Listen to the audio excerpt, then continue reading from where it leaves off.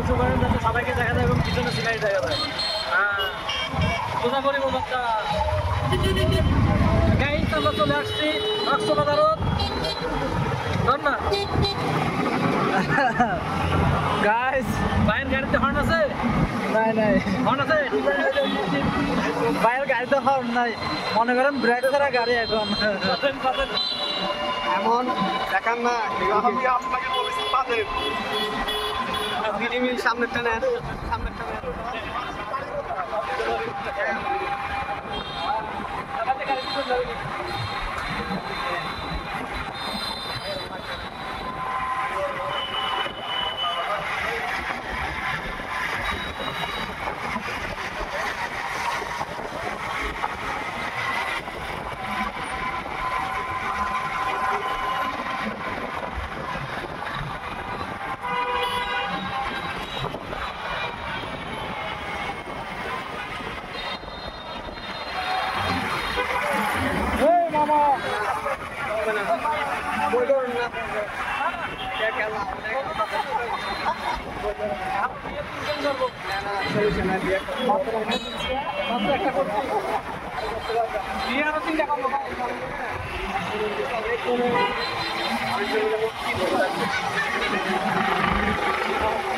ভাই আমরা মোটরসাইকেল চালাই, আমি 2015 সালে আমার 5 গাড়ির নাম হচ্ছে মোটরসাইকেল।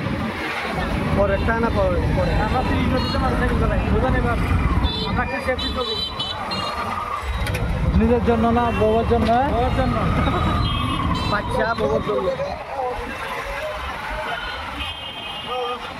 চলছে গাড়ি যাত্রা বাড়ি, চলে এলাম কক্সবাজার, চলে যাবো এবার বাড়ি। কারণ কক্সবাজার আছে একটা কারণ, দুটা কারণ। তার মধ্যে প্রধান কারণ হচ্ছে যে ভালোগুলো দেখে যাচ্ছে শেষবারের মতো। কারণ আবার যখন আসবো হয়তো নাও থাকতে পারে, যেভাবে দেশে সব কিছু গায়েব হয়ে যাচ্ছে। এই যে সিলেটে বলাগঞ্জে পাথর গায়েব হয়ে গেছে, যে কক্সবাজারের ভালো হয়তো গায়েব হয়ে যেতে পারে। এই জন্য আজকে দেখা করে গেলাম। কক্সবাজার সি বিচের সাথে হয়তো আবার এরকম পরিবেশ নাও থাকতে পারে, কারণ বালু না থাকলে ঢেউ আসবে না, ঢেউ না আসলে বিচ থাকবে না।